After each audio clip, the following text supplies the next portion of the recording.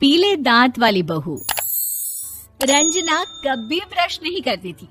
उसे कितनी बार उसके माँ बाप ने डांटा, लेकिन उसका कोई असर उस पर होता ही नहीं था, जिस कारण से उसके दांत पीले पीले हो जाते हैं। शादी के बाद अरे बहू, वैसे तो तुझ में कोई कमी नहीं है, पर तेरे दांत इतने पीले कैसे हैं बेटा? कैसे मतलब? कोई सर्जरी थोड़ी ना कराई है। वो तो क्या नाम, मैं ब्रश नहीं करती थी तो पीले हो गए। अब क्या करूं? आप कहें तो लाल करवा लूं या फिर काले? यार ये क्या है, क्यों माँ से लड़ रही हो? लड़ रही हूँ? अरे मैं लड़ रही हूँ या ये बोल रही है कि दांत पीले हैं, पीले। अरे तपस्या थोड़ी ना की है इन्हें पीले करने के लिए। बकायदा ब्रश नहीं किया है 20 साल तक, तब जाकर। छी, कैसी बात कर रही हो? ये उस वक्त तो पीले नहीं थे जब हम लोग तुम्हें देखने आए थे। अरे तब साफ करवा लिया होगा डेंटिस्ट के पास जाकर। अब देखो कैसे पीले पीले लग रहे हैं। रंजना सास की तरफ गुस्से से देखती है। फिर शुरू हो गई पीले पीले पीले।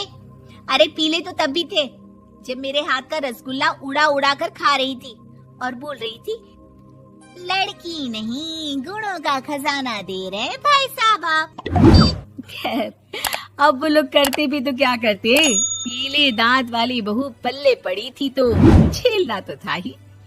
एक दिन कीर्तन में रंजना गाना गा रही थी। अरे कमला बहन, माँ का द्वार है, यहाँ तो सब शुद्ध होकर आते हैं, फिर अपनी बहू को ब्रश भी नहीं करवाती तुम। दूर से पीले पीले दांत भक्ति में बाधा उत्पन्न कर रहे हैं। अरे कोई 2 साल की बच्ची थोड़ी ना लेकर आई हूँ मैं बहू बनाकर। अच्छी खासी लड़की है, अरे कैसे करवाऊं ब्रश? ये तो उसे खुद करना चाहिए ना। अब माँ बाप तो इसके जैसे तैसे निपटा दिए, ये नहीं सोचा कि सास कैसे संभालेगी। सास बहू को लेकर घर आ जाती है, लेकिन सोच लेती है कि अब इसे लेकर कहीं नहीं जाएगी। अगले रोज बहू कहती है, अरे क्या हो गया, मंदिर नहीं जाना क्या? कीर्तन का वक्त हो रहा है। मेरी मधुर वाणी से कान्हा जी जागते और सोते हैं। आप तो जानती है ना उनकी भक्ति में कितना मन लगता है मेरा। वो क्या है ना, तबीयत ठीक नहीं लग रही है मेरी, आराम करूंगी मैं। तबीयत ठीक नहीं लग रही? अभी तो मिथुन के गाने पर नाच रही थी आप, और अब बोल रही है कि तबीयत ठीक नहीं लग रही। अरे भक्ति में मन लगा लो सासू माँ, ऊपर जाना है, क्या मुंह दिखाओगी आप? हाँ? सास को बहू की बात पर गुस्सा आ जाता है। मैं क्या मुंह दिखाऊंगी, इसकी चिंता तो ना कर, समझी? अपने मुंह की चिंता कर, जो ये पीले पीले दांत लेकर हर जगह पहुंच जाती है। पता है लोग कितना मजाक बनाते हैं। ना जी ना, मैं नहीं जाना कहीं तेरे साथ। तो ये बात है। कोई ना, मत जाओ, मैं अपने कमरे में ही बैठकर भक्ति कर लूंगी। ऊपर वाला दांत थोड़ी ना देखता है, मन देखता है, भावना देखता है। और अरे बस बस, तू सब कुछ दिखा, बस ये सफेद चमकदार दांत ना दिखाना किसी को, है? जा यहाँ से। बहू को सास की बात का कोई फर्क नहीं पड़ता, वो तो जैसी थी वैसी ही रह जाती है। सुबह नहाकर किचन में खाना बनाना, फिर खाना खाना, कीर्तन भजन करना और सो जाना। एक दिन, माँ जी मैं सहेली के घर जा रही हूँ, शाम को लेट आऊंगी। हाँ हाँ तो जाना, मैंने कौन सा तेरी आरती करनी है घर पर बैठकर। रंजना सहेली के घर जाती है, जहाँ वो पार्टी में जाने की तैयारी कर रही होती है। अरे शिखा, कहाँ जाने की तैयारी कर रही है? मैं गलत वक्त पर आ गई क्या? अरे नहीं यार, उल्टा सही वक्त पर आई है। मैंने ये साड़ी और ज्वेलरी निकाली है यार, शाम को इनके ऑफिस की एक पार्टी में जाना है। बताना कैसा लग रहा है ये सब?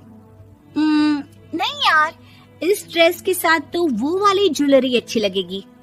हाँ हाँ सही बोल रही है, मैंने ध्यान ही नहीं दिया। वैसे तो हमेशा से मस्त फैशन सेंस रखती है।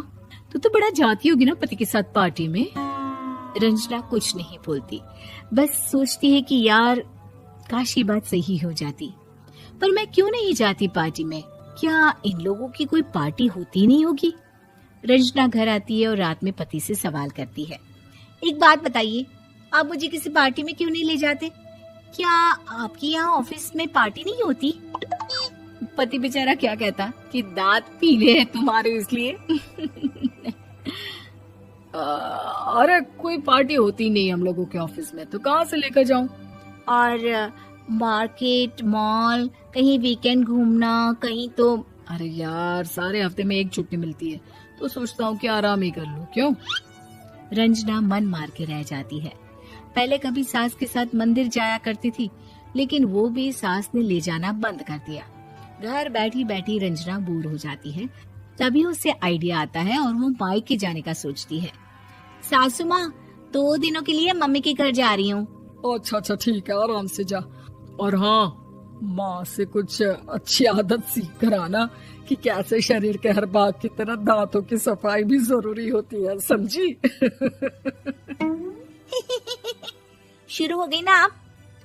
वो लोग आपकी तरह नहीं है कि छोटी छोटी बात का बतंगड़ बना दे। उन लोगों के लिए मैं मायने रखती हूँ, ना कि मेरे पीले पीले दांत। रंजना माँ को बिना बताए उन लोगों को सरप्राइज देती है, लेकिन जैसे ही वो दरवाजे पर पहुँचती है, अंदर देखती है कि घर वाले कहीं जा रहे होते हैं। अब माँ, काश रंजना दीदी के दांतों वाली प्रॉब्लम नहीं होती, तो वो भी हम लोगों के साथ चलती ना बुआ जी की बेटी की शादी में। हाँ बेटा, लेकिन अब उसे कौन समझाए कि उसको उसके पीले दांत नहीं दिखते, लेकिन उसके आसपास के लोगों को कितना एम्बैरेसिंग फील कराते हैं। मुझे तो कितनी बार उसके स्कूल की टीचर ने शिकायत की कि उसके साथ कोई लड़की बैठना भी नहीं चाहती, और ना ही कॉलेज में कोई उससे बात करना चाहता था। लेकिन पता नहीं क्यों उसे ये बात समझ में ही नहीं आती। कोई कमी नहीं है उस लड़की में, बस यही कि दांत पीले हैं। वो तो भला हो जीजा जी और उनकी माँ का, जो दीदी को जैसी है वैसे ही रखा हुआ है।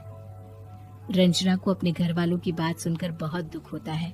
वो सोचती है कि वो क्या करे, लेकिन फिर वो सीधा डेंटिस्ट के पास जाती है, अपने दांत चमकाती है और कसम खाती है कि वो रोज ब्रश करेगी। अरे क्या हो गया? तुम तो 2 दिनों के लिए गई थी ना, पर कोई ना, अच्छा है, चलो आ गई तो। रंजना सास के सामने आकर खड़ी हो जाती है और पूरी स्माइल करती है, उसके चमकदार दांतों को दिखाती हुई। हैं? चले मंदिर।